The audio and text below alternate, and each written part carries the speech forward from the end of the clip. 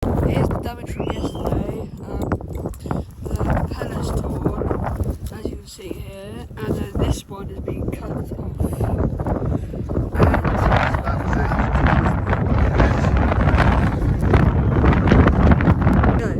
So it's day 3.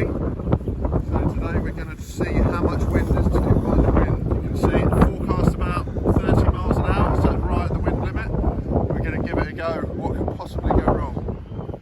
So how pretty windy.